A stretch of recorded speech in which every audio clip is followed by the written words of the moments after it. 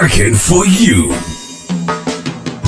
A weekly talk radio program which highlights developments of national interest and the activities of your St. Kitts Nevis government. Join host Roy Williams as he presents news, views, reports, and interviews about everything regarding the activities of the Team Unity government and the building of our communities and the development of St. Kitts Nevis. Tune in and call in to interact with your government and share your views regarding the upward forward development of your community and our beautiful Twin Island Federation. Working for you is weekly, every Wednesday live from 1:30 p.m. to 3 p.m. on ZIZ Radio, Win FM, and Sugar City FM with rebroadcast on participating stations. Working for you. Good afternoon, and we welcome you to another edition of Working for You, the weekly radio government program where you can keep informed about what is happening within the government.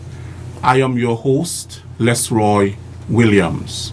For all of you who are tuned into this program, we do apologize for the late start.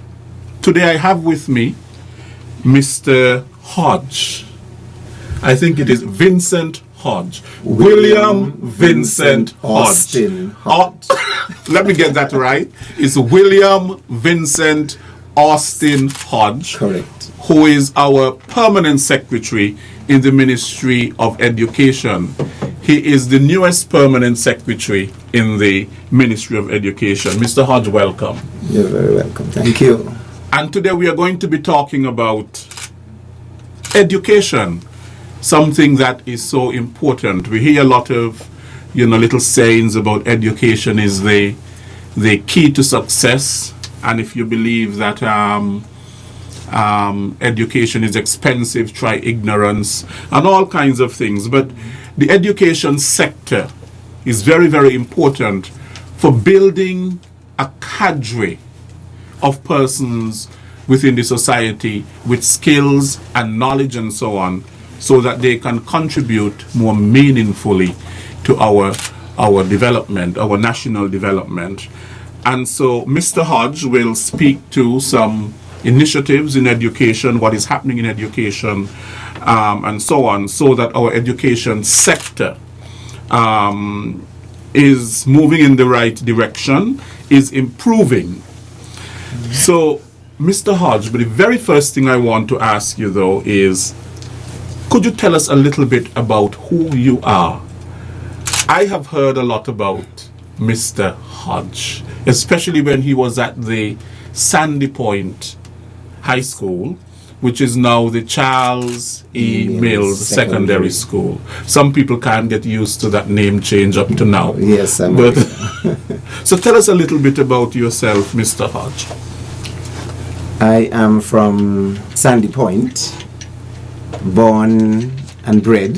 I was raised there.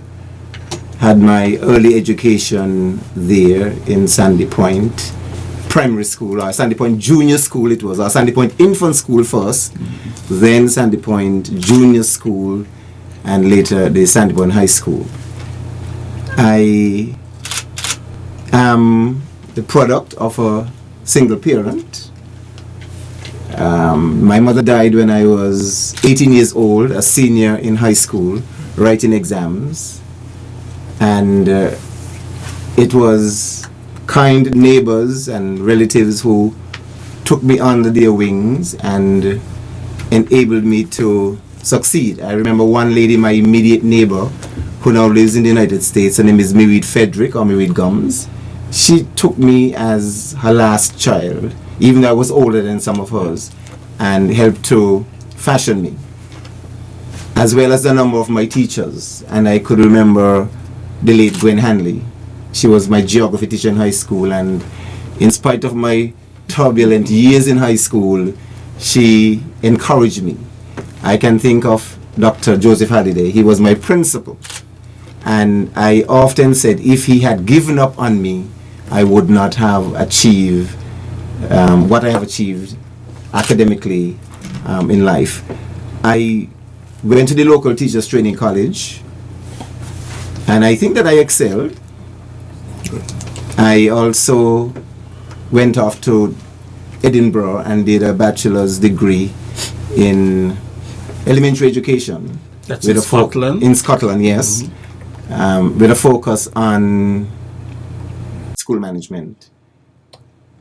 During the beginning of my 13th year as a teacher, I was promoted to principal of the St. Paul's Primary School. I worked there for 3 years, and until now, I still credit those 3 years as my best years as a teacher in St. Kitts. That is because of the support, the overwhelming support I got from the parents in St. Paul's. I endeared myself to the people. I never caught the bus at the school. I always walked through the community from one end to the next. I never left St. Paul's without bringing with me ground provisions, whatever was reaped in the village, Morby, ginger beer, and all those good stuff. Then, on my return from study, I was posted at the Sandypoint High School. It was the high school that I went to as a student. And so history was made on that occasion. It was the 25th anniversary of the school when I assumed the principalship there. And I became the first past student of the school to come back as one of its principals. I think that has been one of my greatest achievements in education. How long were you principal there? I was there for 9 years. For 9 years. I went in 1991 and came out in 2000. You were known to be quite a disciplinarian, from what I understand. Probably you don't want to talk about Yes, that. of course. For me, I think that I had to get the discipline right. Because once I get the discipline right, I think everything else was going to fall into place. So I worked at that.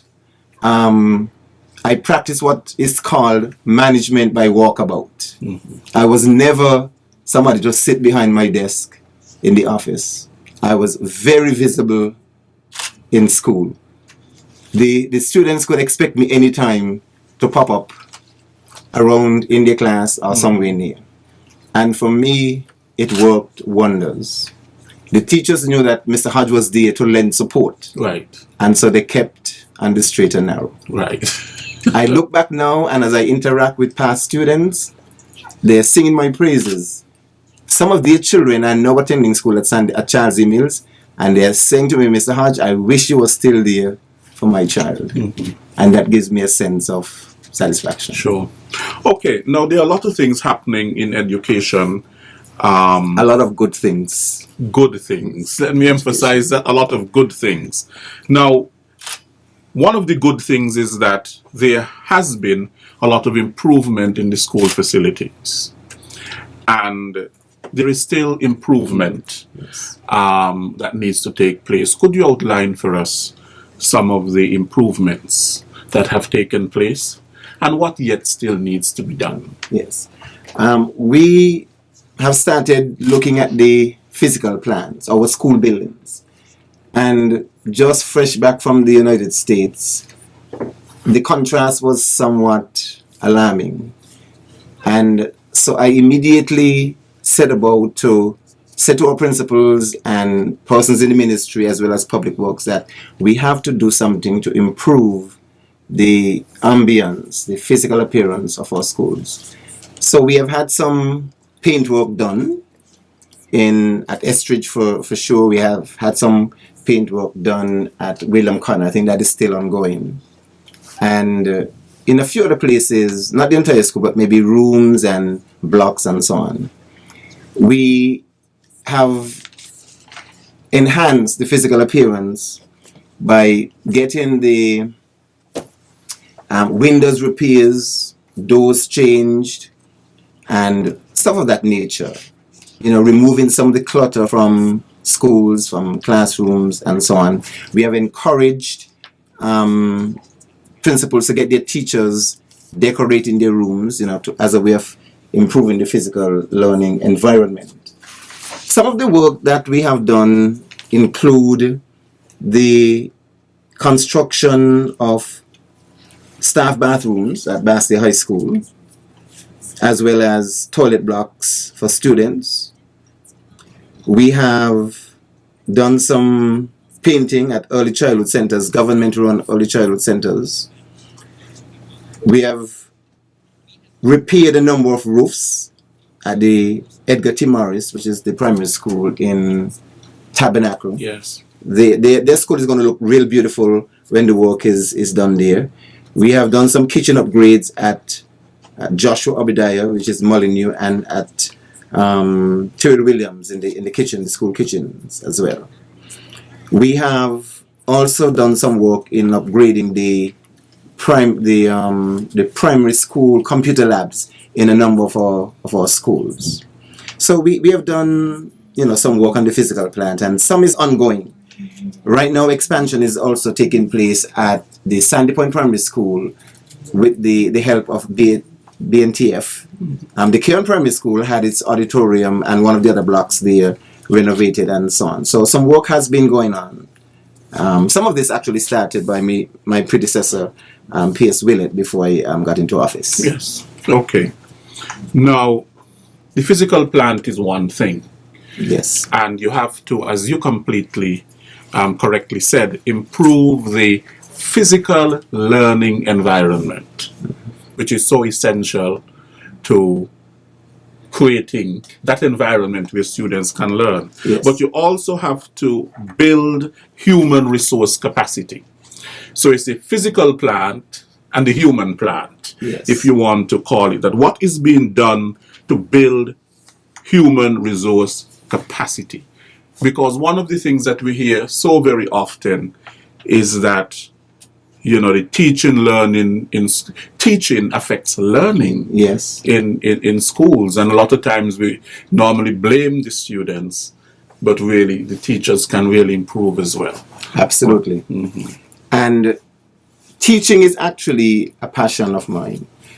I discovered that as permanent secretary, I can easily stay in my office, sign off on stuff, have meetings, talk to people on the telephone, but that is not my style. So I am out in the schools. I want to be on the ground. I need to know what's happening because I think the school is where the action is. Mm-hmm. So I often find myself, sometimes by invitation, otherwise unannounced, in schools to see what's happening. I am fresh from the classroom until I became the permanent secretary.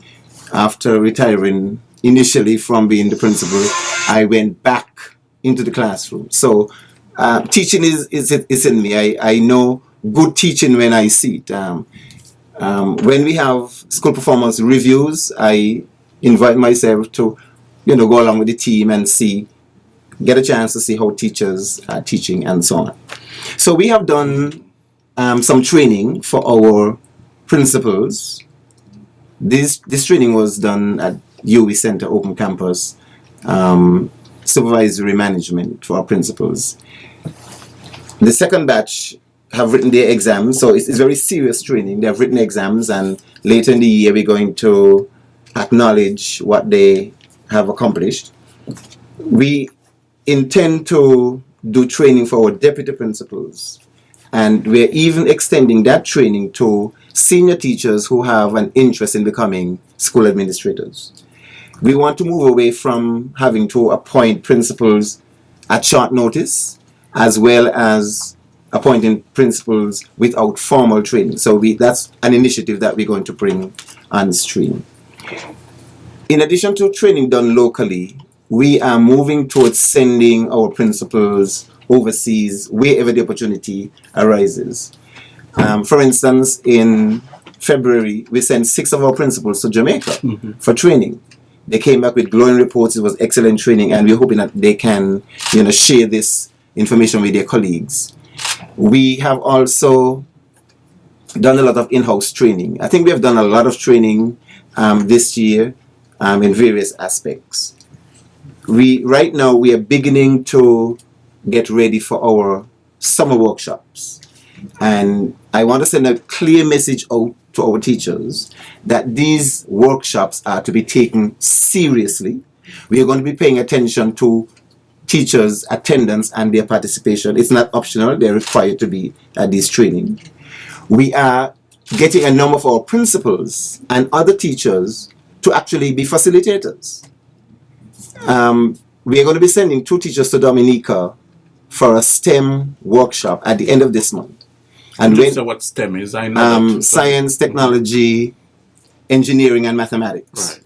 When these 2 persons come back, they're expected to facilitate a science workshop in the summer for their colleagues. We're getting some of our more experienced primary school teachers to facilitate the training for principals.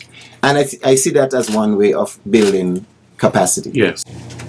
Over the years, for example, I went to the Keon High School, and when I was studying, actually, they invited me to come back to the school and to speak to the students at their morning assembly.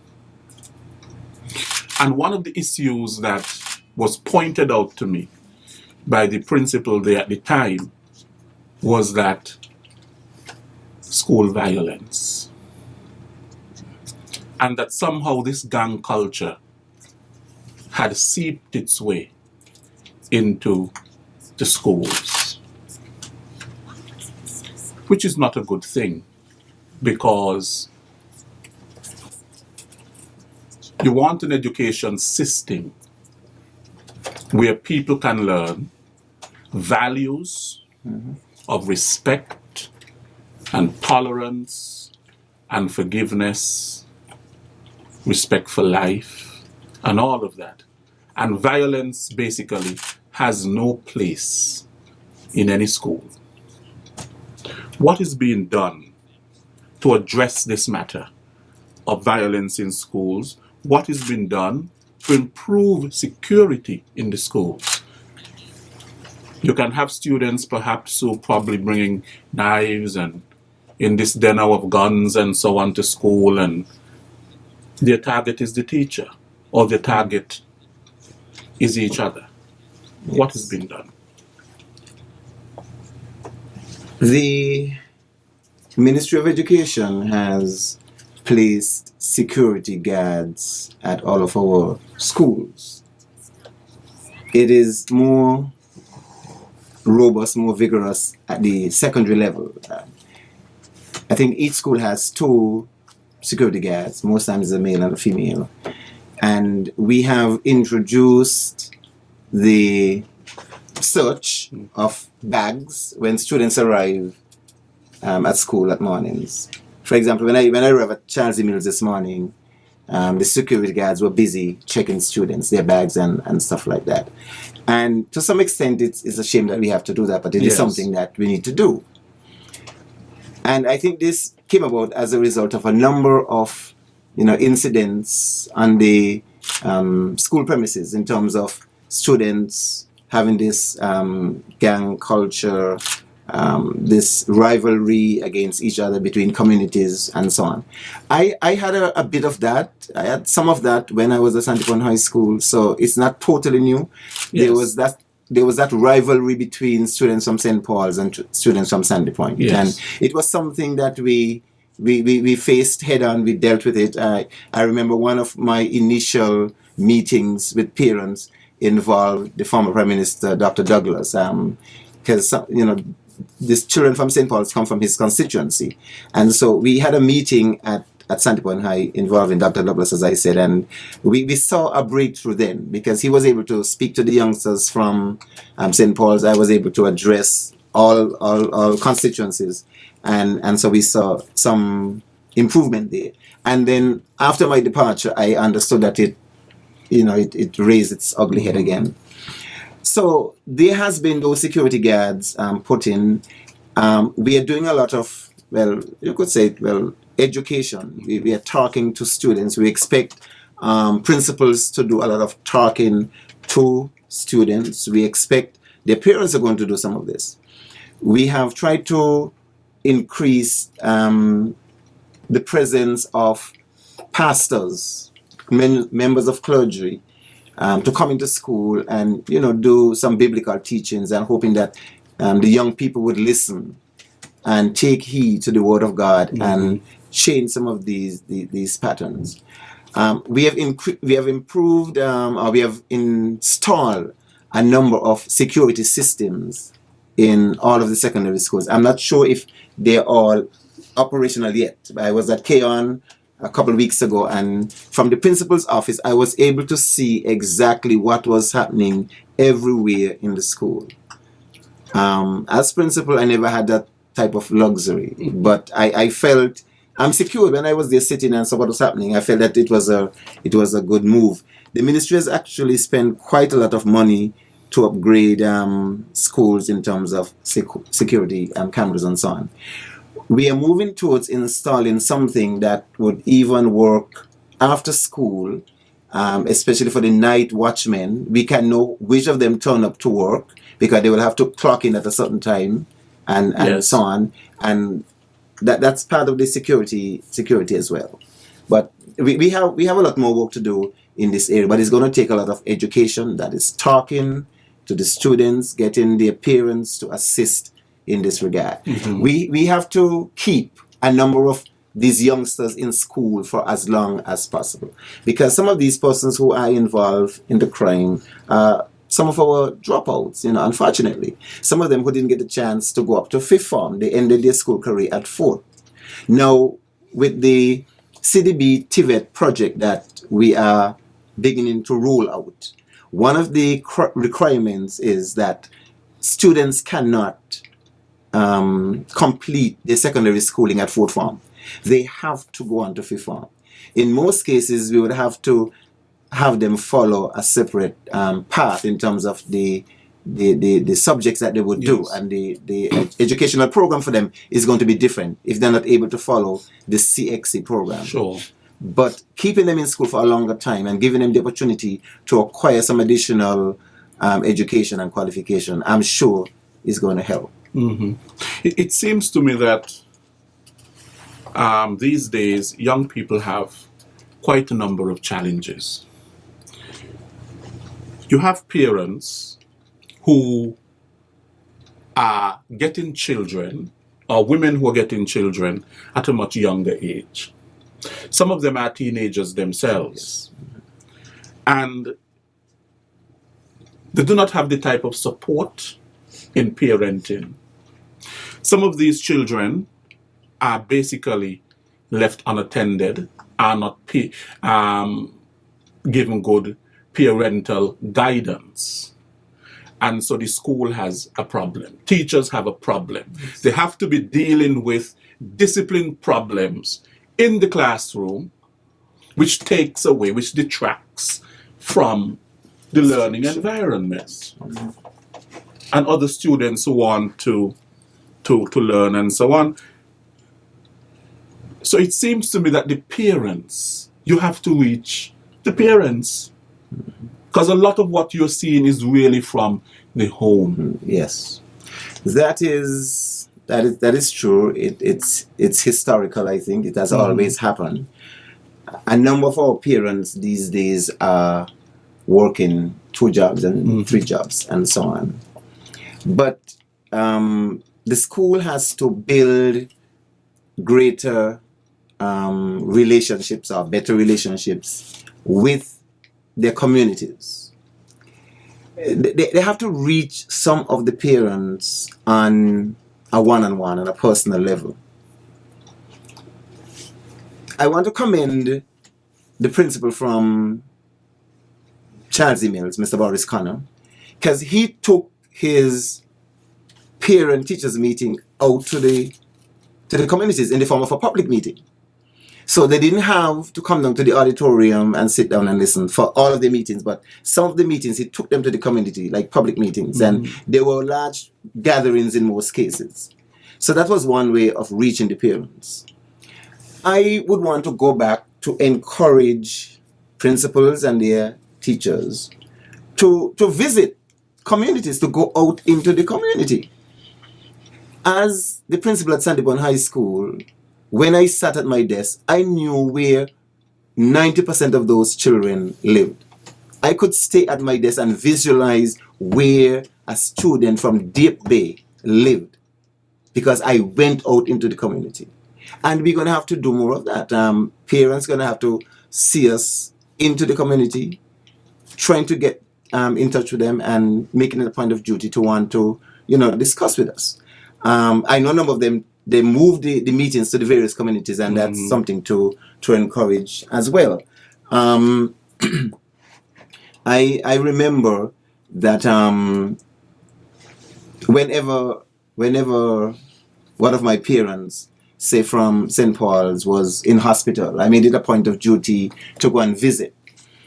We organized Mother's Day and Father's Day celebration for the parents at church and stuff like that. So the parents want to know that their teachers care, that their principals care, and they're going to respond to you a certain way.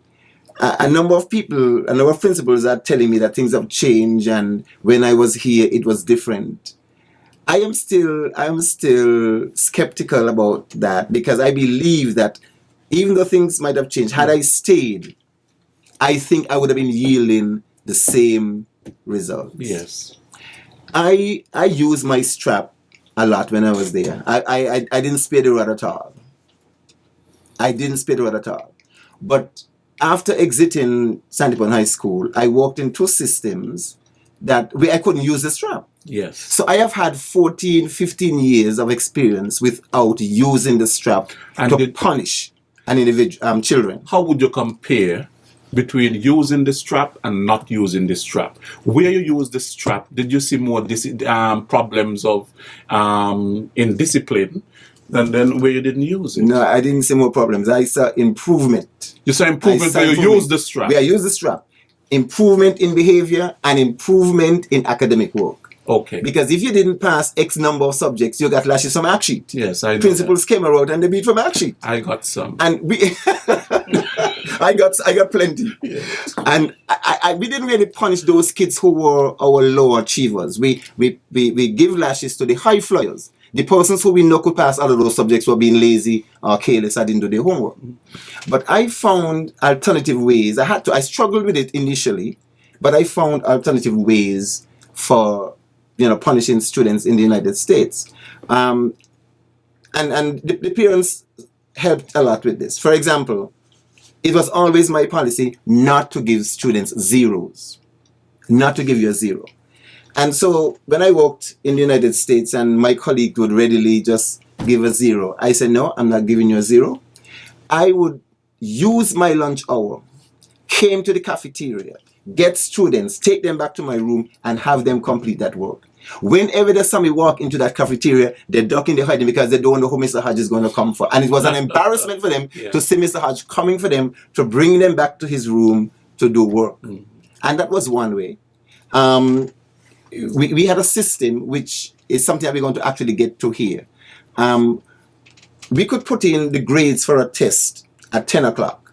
And by 10:30, our parents are aware of how good or how poorly their child or children would have done on that test. And so parents were always on top of the situation. It's a system that allows for you to do your registration, your absence, you can communicate to parents, their grades and so on. And it is something we call open sys. So we are doing some training now for that. We have the software.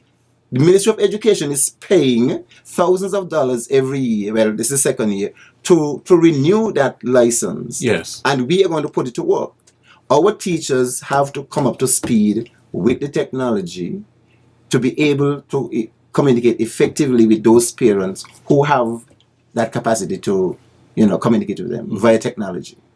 And so that was one method. We try to deal through the parents to get to the students. In addition to that, schools have very strong incentive programs. You can't play sports except your grade point average is at a certain level. If you fail too many subjects in a semester, you're pulled off. And when your grade go back up, you're back onto it. Because these kids really want to play sports. So there are other ways in which we can motivate our students. Sure. There's another issue in terms of smoking weed.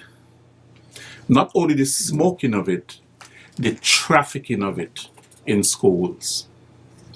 You have young people in schools selling dime bags of weed and so on, learning from a very young age how to traffic in drugs. And on the top of it, when I taught at the college, there were students who came to my class, and sometimes I knew they were out of it. You look at their eyes and so on, and they were bloodshot and so on. Of course, they were smoking weed. I mean, I can't be fooled. And yet, these students were the slower students. They were the ones who didn't produce homework and all. So it seems to me that it affects. Absolutely.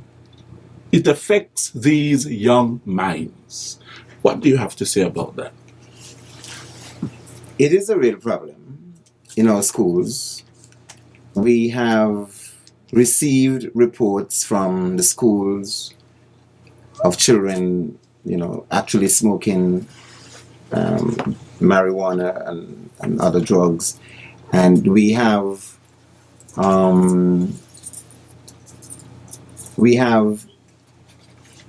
dealt with some of these matters.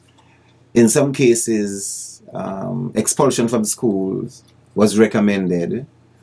We are yet to make some final decisions because we didn't really see expelling these students would curtail the problem or solve it. In fact, we probably would be giving more opportunity for these people if we kick them out of school to do even more the trafficking. So we know that they're using it, they're trafficking, they're selling and stuff like that.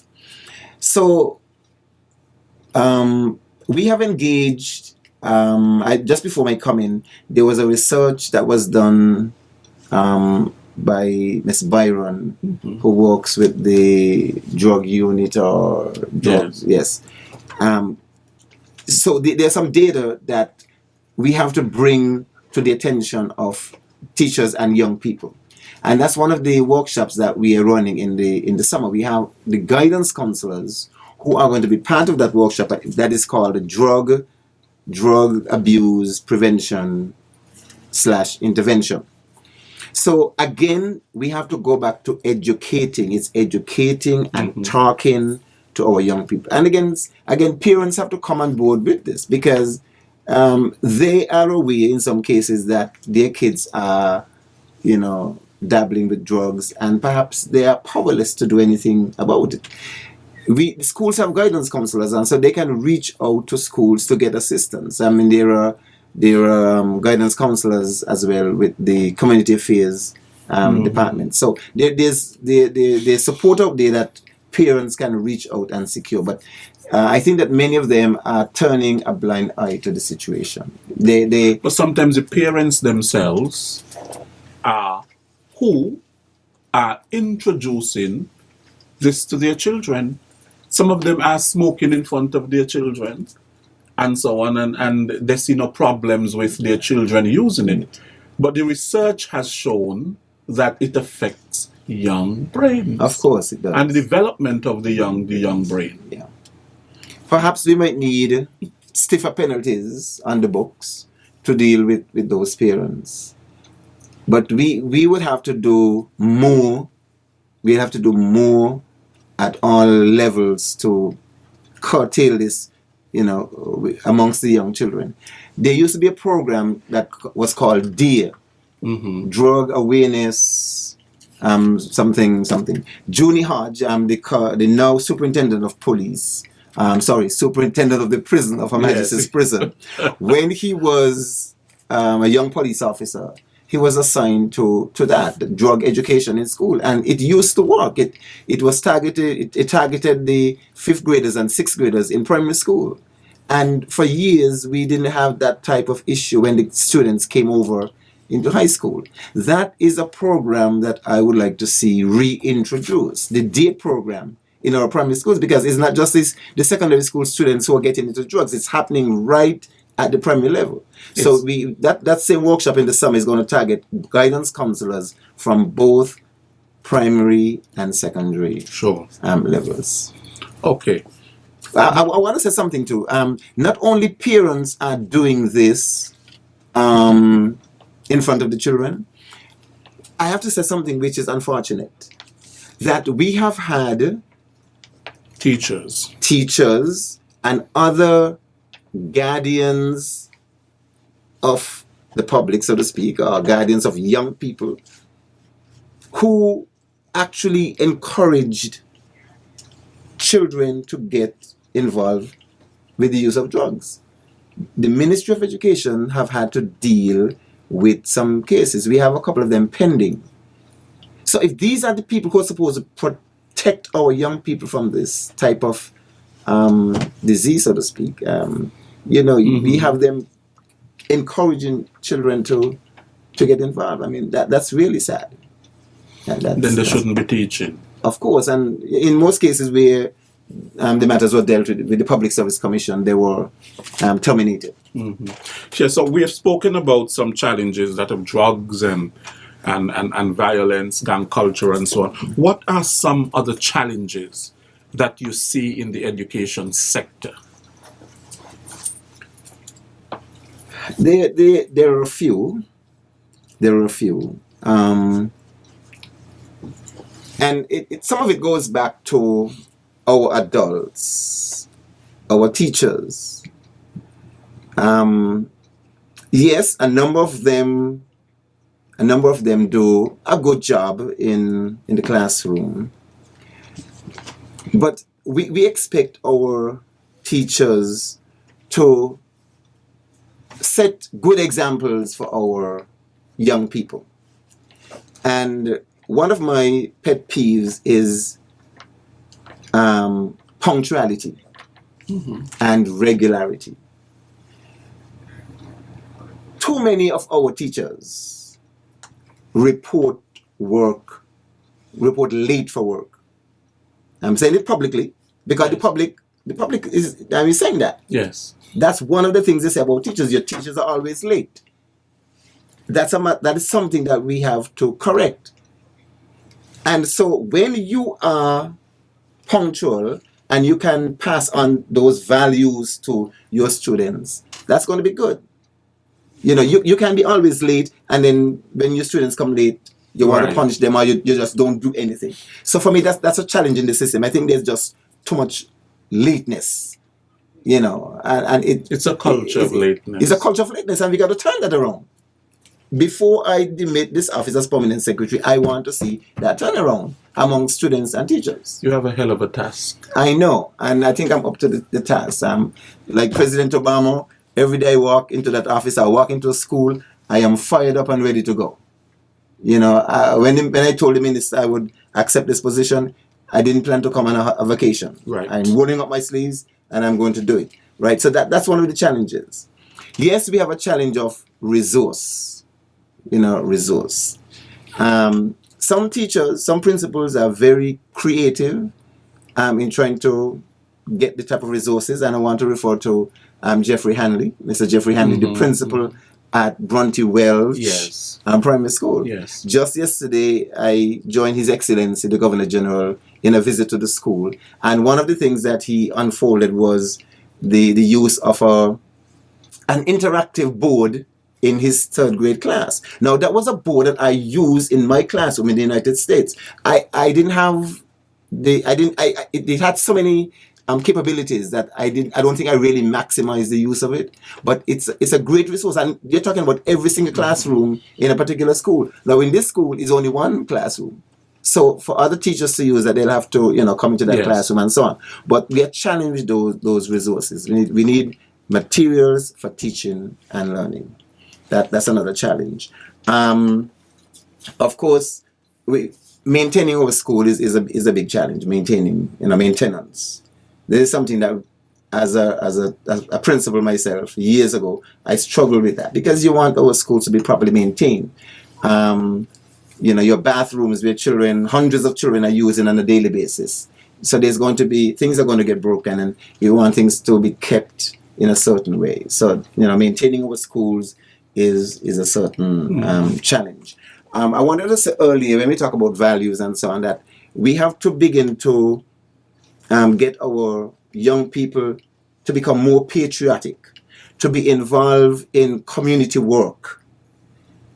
volunteerism has gone out of the window, if not Because out of the door. You must get paid for everything. Everybody wants that's one of the culture shocks I got coming back here. Everybody wants to be paid for everything. Even some of the things that they're supposed to be paid for, they want an additional something to be paid for that, right? You can't send them shop anymore, you know, they want pay. Everybody wants to be paid for everything. You know, so we are trying to build certain values, patriotism.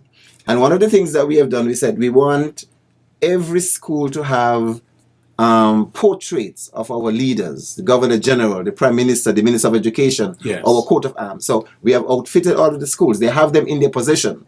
And when I come to schools, I'm expecting to see those up. Sure.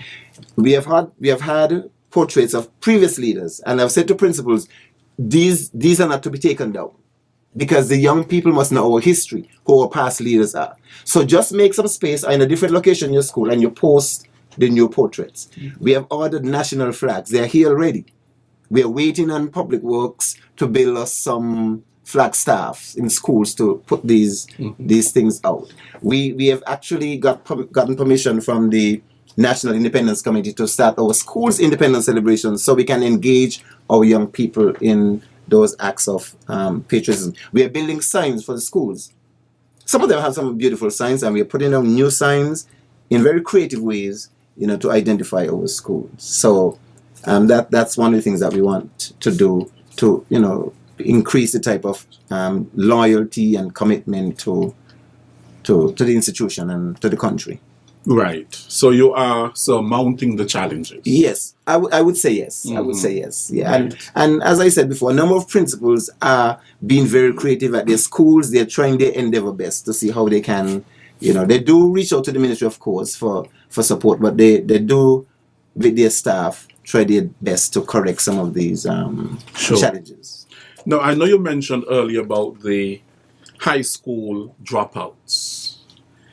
And do you have like any statistics in terms of how many people drop out of high school on an annual basis?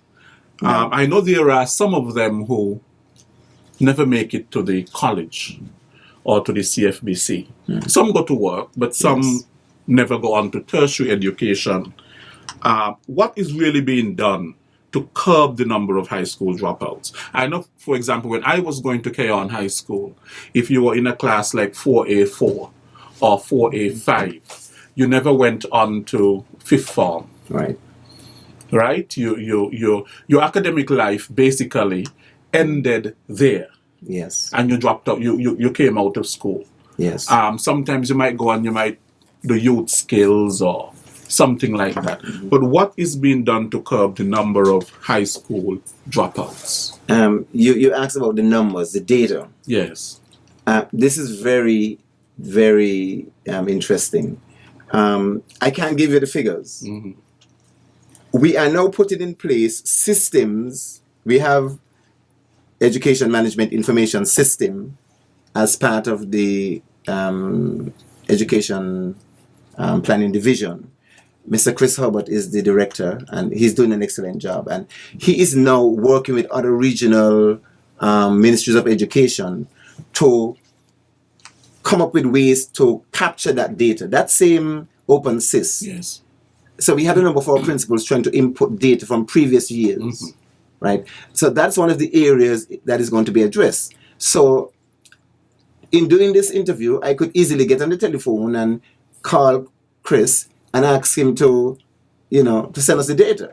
And that's the way we hope to go. Yes. So we can have figures and numbers to support these claims. But as I said earlier, with the coming of the TVET CDB-sponsored project, we have to have these kids in school for an additional year. They have to follow a different program, yes, a different path, but they will not be kicked out. So that's one way to retain those students, having them complete 5 years of secondary school, following a path that they can benefit from. Yes. As a principal, I did my own outreach to community. For example, a number of girls, not a whole lot, when I was principal over my 9 years, some of them got pregnant in school. I did not wait for some parents to come to ask to have them come back. I went and I brought them back. In other cases, 1 or 2 cases, I refused. I said, you weren't coming back. And I had good reasons to say you're not coming back. In other cases, parents came and asked, and they were allowed to come back. So that is something that principals would have to do. You know, reach out to these school leavers. Even if somebody didn't do well at CXC, you give them a second chance, another opportunity to come back and repeat some of these subjects. But in terms of curtailing the number of dropouts, we have to really reach out to those young people. We have attendance officers. I have a meeting set up with them later this month. I'm still meeting the various constituencies that form part of the ministry, and we have school attendance officers. So I expect them to be playing a key role in helping to reduce the number of kids who are dropping out. To me, I put this at the feet of the school, teachers and principals. You got to get out there and look for these people. These are the ones who are going to come back to rob our homes when we're not there. These are the ones who are going to, commit other crimes. So I would say we got to use the people on the ground, the local people, to bring those students back rather than just let them drop out of school. Sometimes they're the nicest ones too, because some of them who drop out are just as much criminal. Well, that's true too. That is you understand? True. We have the white collar criminals. Yes, yeah. And that is part of the problem. Yes. But teaching can be it is a thankless sometimes profession. And sometimes teachers are blamed for everything. When a student fails, they blame the teacher. Yeah. And in fact, one student told me, if I fail, it's you going to look bad. It is you that's going to look bad if I fail. Yes. And sometimes there's not enough put in place to reward teachers, to give them incentives, to motivate them. Yes. Teaching is not an easy job, because at the end of the day, your success as a teacher has to do with whether your students are failing or passing, and whether you are passing on some sort of a values to them. I mean, you have you have the curriculum, and you have the formal curriculum, and you have the informal curriculum, and the hidden curriculum, as they call it. All of that. What do you think? How are teachers rewarded? How can the ministry more give incentives to reward teachers? Because sometimes people get into the teaching profession not because they want to be in there, but because really and truly there is nothing else for them to do. And as soon as they get a chance, they leave the teaching profession. There are others like yourself, Mr. Hodge, who for you it's a vocation. But some people don't see it as that, as a career. It is just that they're there to make some money, and they don't care as much, because the teachers are not really well paid, so to speak. Yes. My teaching was not my first choice. I wanted to be a police officer. I was told that I didn't have enough body weight. Now I come back and I see some guys in the force. I said, how do you get in the force? Because they're slimming in me and so on. But seriously, I wanted to be a police officer. I'm going to be the commissioner of police. I hope Ian Queel is listening. Yes. I've heard that it's a thankless job. People say it all the time, but I will not say that. I love to teach. Yes. It has to become a passion, it has become your passion. And I think as a teacher, it gives you the opportunity to mold lives, to shape lives. And that is the satisfaction that I get. It has never been the money to make you satisfied. I can say that. If I were looking for the money to make me happy, I would not be in it up until today. But it was that personal gratification from seeing young people succeed. And that grew on me, if you understand that expression. This morning we opened a hydroponics unit at Charles E. Mills. It's something that we're doing at all of our secondary schools. And I referred to as a proud teacher moment. And I addressed the students along those lines, some fourth formers, agricultural science students. And it was a proud teacher moment for me because sitting in the audience was the Honorable Minister of Education, Youth, Sports and Culture, the Honorable Sean Kerr Richards, somebody who I taught in the 6th grade. I was the 6th grade teacher. Mm-hmm. And I said to them today, he's my boss. This is how the world turns. Mr. Tom Buchanan, who should be on the program, yes, is an assistant secretary with responsibility for finance. He was one of my students at Sandy Point High. And it gives me a sense of pride to have him to be able to advise me on how to manage the money that education has to spend. And then 3 teachers were standing there. They were all students of mine at Sandy Point High School. The person whose name is synonymous with hydroponics across St. Kitts, across the Caribbean, and further afield in the United Kingdom, the United States, and in Europe, Stuart Laplace. Yes. He was one of my students. My colleague at the college. Right, exactly. So for me, that was a proud teacher moment. And this is one of the things that make us enjoy what we are doing. Yes. We have decided to bring on stream a Teacher of the Year award, a National Teacher of the Year award. We are still fleshing it out. We're still hoping that maybe we might be able to do it for this year. But that is something that we are planning to do. And it's going to be a big monetary award. We're thinking of at least 10,000 EC dollars. Maybe for the winner. Mm-hmm. We're going to have a runner-up, 2 runners-up, first and second. We are expecting to get a nominee from each school who we'll call a spotlight teacher. Each school can submit, a spotlight teacher. I'm thinking that we're going to be asking principals to give us the names of teachers who have worked for 5 years, 10 years, 15 years, increments of 5. And we can do something to recognize these teachers. So those are some of the incentives. We also have to plan a ceremony to recognize persons who have retired. These are things in our pipeline, but we have so many things that we are working on almost at the same time. So there are some incentives.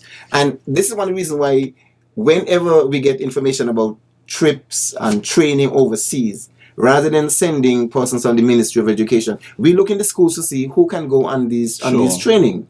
So we encourage that way. But there's not going to be a whole lot of incentive for all teachers. We expect schools to do some of that, principals at their level. When I was principal at Sandy Point High School, we introduced a Speech Day Award. And that has taken hold across the system, And we recognize teachers who had done outstanding job over the years. Sure. That started when I took up the principalship 25 years ago, because the school is now celebrating 50 years, and so that kept up for the last 25 years. Okay. Now, we have to go to the phone lines in a while, but I want to ask you, what are some of the new initiatives in education? I mentioned a few of them before. You did, well. Yes. We are working, we have introduced, to some degree, a new report card where we standardize reporting to parents. Reporting to parents is a big thing in the developed countries. You are expected to report students' progress to parents on a regular basis and in a way that they can understand and stuff like that. Do you do that though? Because when I was at CFBC, these are not children under 16. Yes. Can the parent, for example, come and ask for the report of Tom Brown? If he's at CFB? Yeah. No, they can't. Can't do that. They can't do that. We have those privacy at that age, right? But in our secondary schools or primary schools and so on. So there's that report card that would be, it's being used, and it's going to track students' progress from kindergarten to grade 6. And when you're transferred to secondary school, you have the option to take that card with you. So that's one big initiative. As I mentioned before, the portraits of the leaders to build that type of history and heritage in our schools, the training, formal training for principals and even persons who would be potential principals. These are some of the initiatives that we want to introduce across the system. The TVET project is a big initiative. That's going to really open up the education sector. Yes. Because a lot of physical expansion has to be done to accommodate the type of skills training that we want to develop. And we're not doing this for those kids who are not able to perform academically. We're encouraging persons who are strong academic students to get into some of these vocational areas, because they're needed in the country to build the infrastructure, to build the economy and stuff like that. But there has always been that this stigma. Dichotomy. Yes. That the technical aspect of education is more for those persons who are dunce and so on. Yeah. And the ASGS, I'm talking about CNBC. Right. The sixth form is for those persons who are bright and so on. But I taught at both campuses, both at ASGS and down at TechVoc. And some of the brightest students were down at TechVoc. Yes. They were smarter than the people up at ASGS. Absolutely, yes. And that's we want to encourage more of that. A big initiative is the upgrading of the computer labs. We have a lot of work to do in our computer labs. Some of the schools are yet to be furnished with computers. We are in a project with Ross that we want to develop and expand on. But it is our intention to make sure that our schools are outfitted with computers, computer labs that children can have access to. We have invited a number of consultants from the United States to come into work in specific areas. Yes. For example, autism is a big area now in St. Kitts. And we have had the services of a Dr. Sherry Rosen from the United States. She's coming in to do some formal training. She's working with us to get a building to develop a clinic. Partnering with her would be Christoph Harbour, Marshall Restaurant, the University of Health Sciences. They are working with Dr. Rosen to see if we can establish an autism clinic on the island. And the ministry is 100% behind that initiative. Yeah. Okay. Now, Mr. Hodge, we're going to go to the phone lines. I think there are some persons who want to call in. There was also a comment that somebody posted on our Facebook page, because this is being streamed live on our SKNIS Facebook page. And somebody wrote, it's from a Cecil Hamilton, said that, speaking of the schools, I was greatly impressed by the clean and orderly appearance of the Molyneux, the Joshua Obadiah Williams Primary School, and the disciplined behavior of the teachers and children there. I commend the principal and her staff. Yes, I know exactly that school, because as I said, I'm out there. I enjoy going to that school. The principal is on maternity leave, and the deputy principal was promoted to acting principal. And that's what we want. You just don't put somebody in a position. We give her the title acting principal, so she has the authority. And we have done some work on that school, and we are projecting to do some more work there. But yes, and that's what I'm talking about. Beautifying your school compound, ensuring the facilities are clean, so the children come into a clean, safe, motivating environment. Okay, so we're going to go to the phone lines. By the way, Cecil Hamilton is Mark DeFoss, you know that. I know that. I don't want him to make a calypso on us now. The numbers to call are 465-2555. That's the local number. 465-2555. And the overseas number is 1-718-577-2916. That is 1-718-577-2916. We welcome your call. Good afternoon, Mr. Williams. Good afternoon, sir. And good afternoon, Mr. Hart. Good afternoon, Mr. Brown. And good afternoon to the listeners home and abroad. Mr. Hart, It is nice to hear of some of the initiative that has been introduced to a number of the schools. But what about this one? After school that afternoon, you go to a number of business places and you see a number of teachers are doing a second job. Is there any thought or any plans in place for all these slow students that have passed through preschool, daycare, primary school, high school, and come out of school, can't read? Mr. Hodge, that thing upset me all the years. You know why? All these teachers that are doing afternoon second job, don't the government have any plans to issue to these teachers as a second job to make sure that you don't come out of primary school and go into a high school and cannot read? Mr. Hart, it is an insult. We start school so early and reach all the way up to high school, and you're having hundreds of children can't read. I mean, if you go to a lot of the HR departments in this federation, Mr. Hodge, students done with school cannot fill out a simple job application, cannot spell, and they pass to primary school, daycare, preschool, high school. It's an insult, Mr. Hodge, for people to pass through high school from first form up to fourth form, out of school, and cannot read. It shouldn't happen in the federation, Mr. Hodge. Okay, Carl. The other thing is, what plans do the education department and what further information or update can you give us concerning seeing that the young lady fall under the education bracket? What plans do the schools and the education department have for relocating that young lady? Okay, thank you, Carl.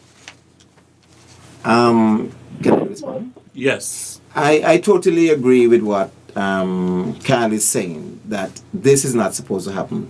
St. Kitts and Nevis has one of the highest literacy rate in the Caribbean and perhaps in the world. But still, we are not satisfied with the number of students who are coming out of school and are unable to read. This is definitely something that has to be addressed.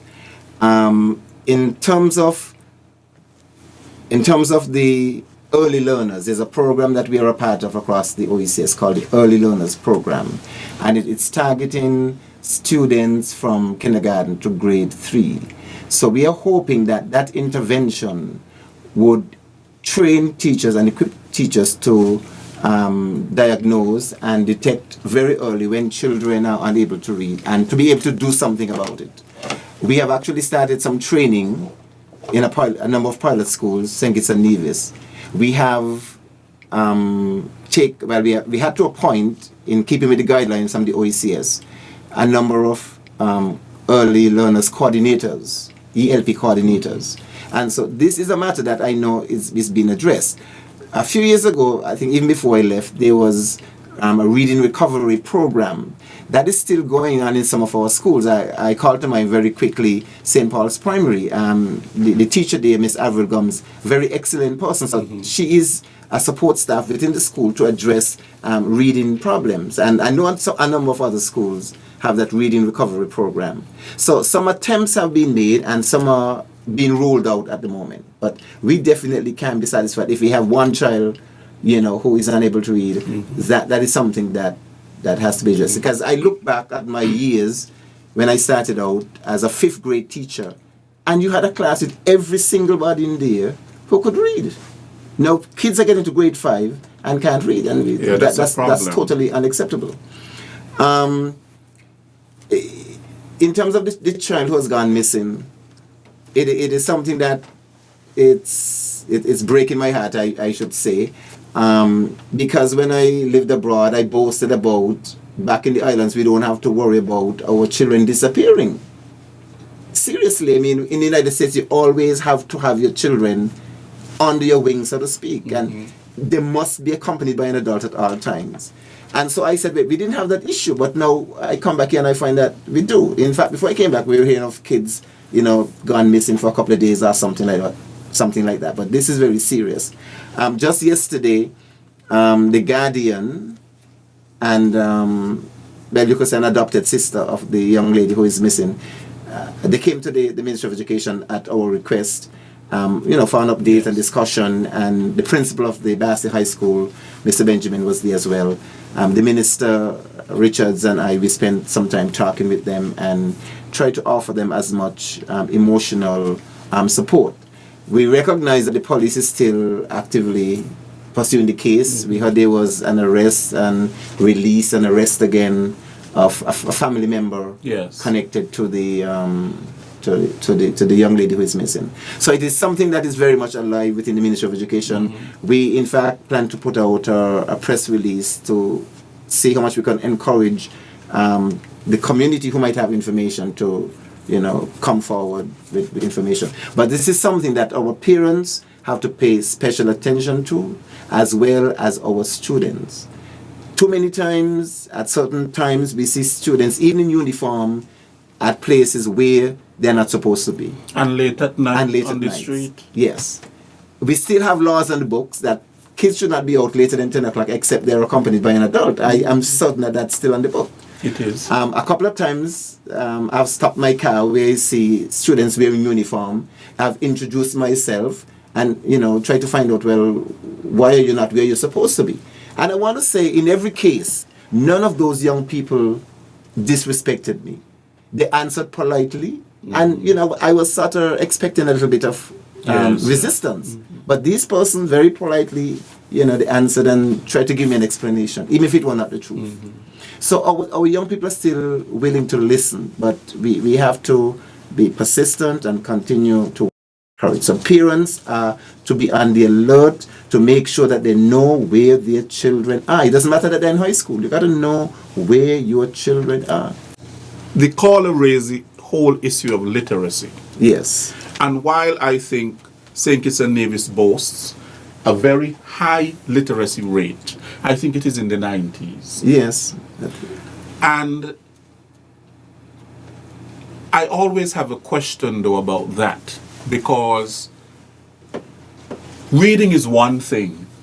Comprehending what you read is another. And I think that the biggest issue we have in the society is that people are not critical readers and critical thinkers. And I don't believe that they understand what they read sometimes, to tell you the honest truth. Because I can read, but do I really understand what I read? Am I questioning what I read? Do I just accept it wholesale? So somebody comes and tells me something. Or some people believe that because something is in a book, is in print, that it is accurate, that it is right, that it is the truth. I think we need to, as a society, become critical thinkers. Yes, absolutely. And critical thinking, is it really taught in the schools? Because, well, I know they teach it at CFBC, but sometimes our young people are not thinking critically. Yes. And it is something that teachers are expected to do at all levels. Critical thinking, critical reading. As you said, do we question something that is written? Because in print, we just tend to be gullible and we accept it wholesale. But we should be training our teachers, or our teachers should be training our students. Well, first we have to train the teachers, and then the teachers in turn train the students to be critical readers. When you read something, you question the author. You have an opinion about it. Are you able to identify the author's point of view? Are you able to identify the tone? These are the critical thinking skills that should come out when you read something. What are the assumptions that the writer is trying to get across? And I think it is, to me sometimes, that is what is most important. Yes. And Kyle was talking about teachers working a second job. I work a second job in the United States teaching at a college, developmental reading, and those are some of the things that students didn't learn in high school that I got an opportunity to teach and make some money. But I want to say to Kyle as well that yes, a lot of our teachers are working a second job. There are rules and regulations on our books, guiding those second jobs. I know that permission is to be sought. I don't think too many of them actually look for that permission, but it is a matter that we might have to bring to the surface for discussion at some point. Sure. You know, teachers working a second job. Now, Mr. Hodge, there's another comment on our Facebook page, and a comment and a question. Cheryl in Liburd. Great to see my former principal doing what he does best. I know Cheryl, yes. Mr. Hodge, seeing that we are now in the world of technology, how will the Ministry of Education help to improve our primary schools that every teacher and student has exposure to this world? Right. That's great. Thank you, Sherilyn. We have to outfit all of our schools with computers. All of the schools have a computer lab. Some of them are not functioning. They're not functional. They don't have enough computers. So that's a matter that is being worked on.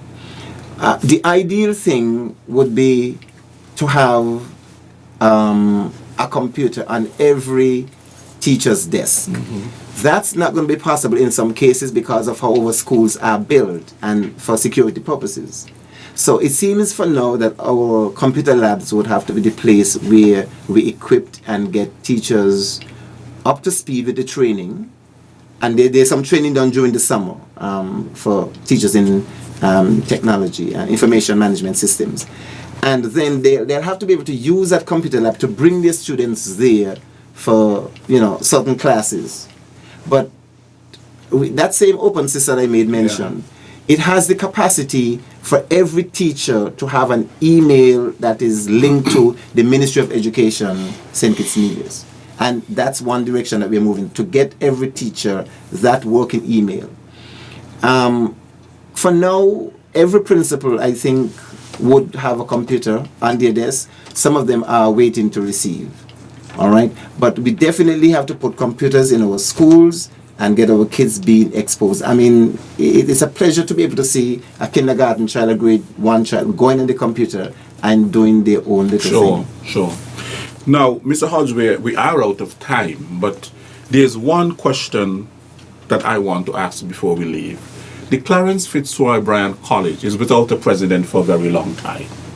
The last president that was there was Dr. Kelvin Daly. And how soon will we have a president? We expect to have a president in post to begin the new college year, which starts in August. Right.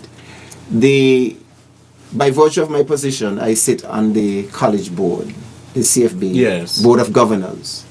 And the board gave the charge to a presidential search committee headed by the deputy chair, Reverend Damien Hughes. And that committee has done its work, very thorough, and has submitted a recommendation to the Minister of Education, who in turn has taken that recommendation to Cabinet. So we have sent the necessary information and Cabinet submission for Cabinet now to discuss and make a decision. Sure. There were 2 final candidates who came to St. Kitts and had meetings with various constituencies at the college. And so the persons at the college, students, faculty, staff, they know it will be either of these persons. They both are ladies. And so we expect to have a president in post to start the new college year. Okay. Well, thank you very much, Mr. Hodge. Is there anything that you want to say in closing? It has been a pleasure for me. We have a number of things that we have to come back to talk about. You'll be here next week, isn't it? Is it next week that you said? I have to check that out, but we are supposed to have the Chief Education Officer, Dr. Tricia Esdale. We have the Chief of Education Planning, Dr. Neva Pemberton. We have Mr. Courtney Thompson, who's the Chief Executive Officer for TVET. They are to join me so we can discuss some of these other related issues, especially as it relates to the development of the education sector plan. But it has been, a pleasure for me to come in to share some of these information with the public. I know the Basel High School is top of our agenda. We are working, in fact, that's why Mr. Buchanan is not here, because he's at another meeting to discuss matters relating to the Basel High School. But that has occupied a good amount of the time of officials in the Ministry. So there's a lot of progress being made. There's a lot of progress being made. Just we have to wait before we can give some information to the public. As a permanent secretary, it puts me in the rank of those persons who you would say are part of government. And so even though it came as a surprise that I was asked to be the permanent secretary, I accept it with gratitude and commitment to do to my best. So I want to say that the team unity government, as it relates to education, has a vision where we want this country to go, and I am delighted that I am one of the persons involved to help to bring that vision to the light of our citizens. Sure.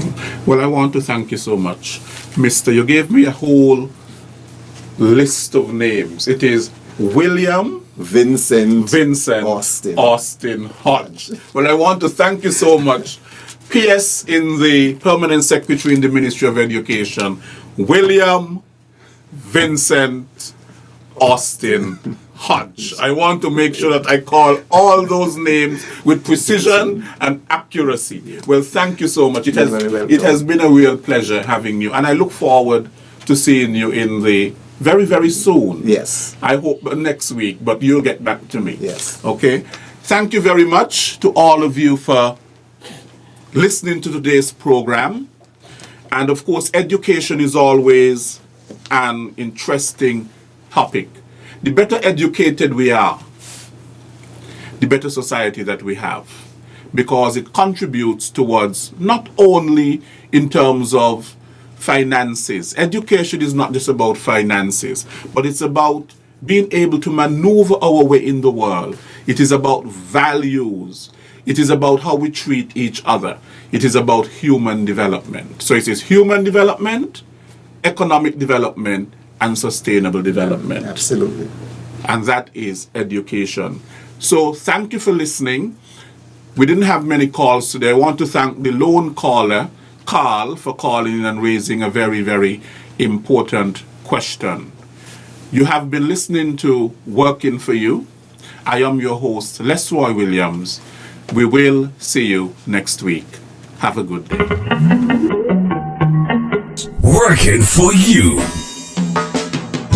A weekly talk radio program which highlights developments of national interest and the activities of your St. Kitts Nevis government. Join host Roy Williams as he presents news, views, reports, and interviews about everything regarding the activities of the Team Unity government and the building of our communities and the development of St. Kitts Nevis. Tune in and call in to interact with your government and share your views regarding the upward forward development of your community and our beautiful Twin Island Federation. Working for You is weekly, every Wednesday live from 1:30 p.m. to 3 p.m. on ZIZ Radio, Win FM, and Sugar City FM with rebroadcast on participating stations. Working for You.